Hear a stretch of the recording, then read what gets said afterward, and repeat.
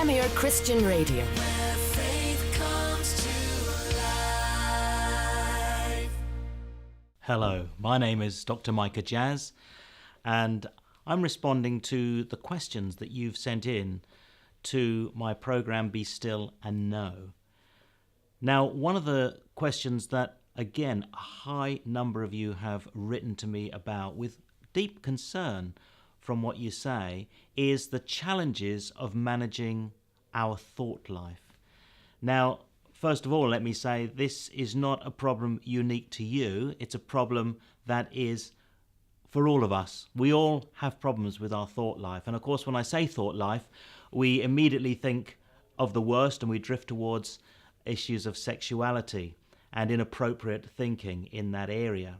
Well, research has shown that men, for example, think of sex twice as often as women, and in fact, they think of sex as often as they think of food. But we don't, even in an age where we are somewhat overweight, as our politicians and our health officials tell us, we don't seem to get so hung up about the fact we think so much about food as we do that we think so much about sex. And many of us seeking to follow Jesus really do beat ourselves up over the fact of where our minds are located.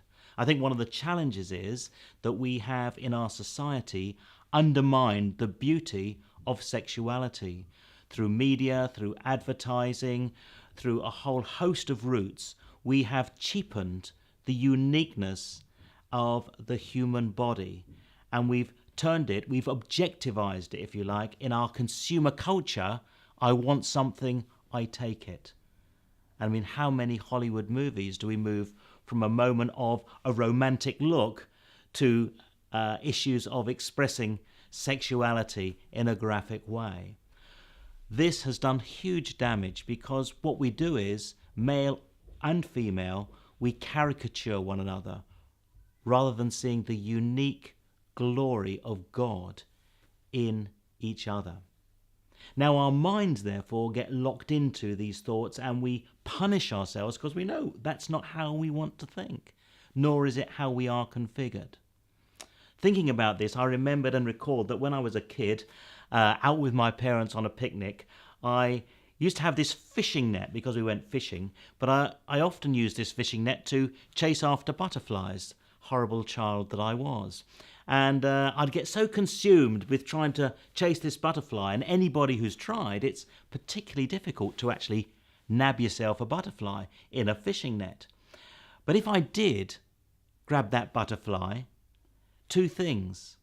Firstly, I was so absorbed in the chase that I was completely unaware of the location and sometimes lost contact with my parents, the picnic, completely. I was lost and away from where I was meant to be. And secondly, if I did catch that butterfly and my grubby little hand went in and pulled it out, I immediately ended the life of that butterfly because the dust would come off the wings. It was unable to fly. It was unable to be what it was created to be.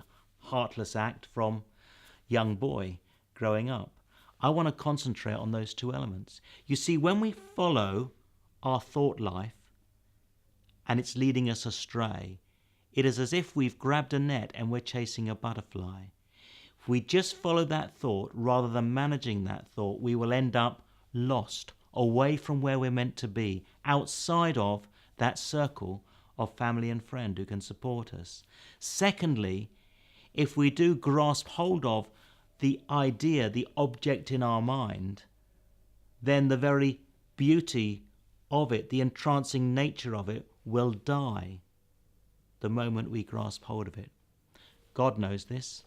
He's said this all along. He's told us to be spiritually minded. He's told us to set our minds on things that are above, the words of Paul in Colossians 3, to think of higher things. So if you're struggling in your thought life, I want to say to you, don't beat yourself up about that. We all do that. But what I do want to say to you is change the thought. Move away from it, which will take hard work. Secondly, not just moving away from the thought, change your context. Get up from your computer. Move away from the situations that's stirring it. Turn off that movie, whatever it might be.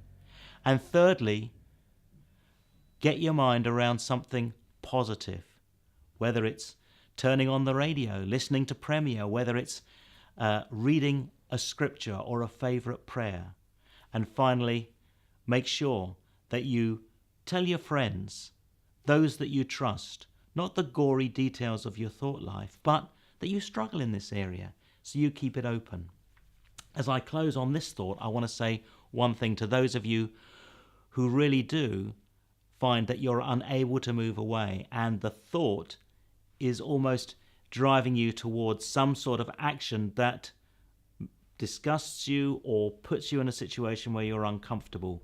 Do please seek help and ask for some support, because on rare occasions we need to really address something that can so distort our lives that it damages us, our relationship with God, and our relationships with others. If you have any questions, then please do send them in to me. Email me at micha.jazz@premier.org.uk, and I will seek to make a prayerful and a considered response to whatever it is that's troubling you. Thank you for joining me. Goodbye and God bless.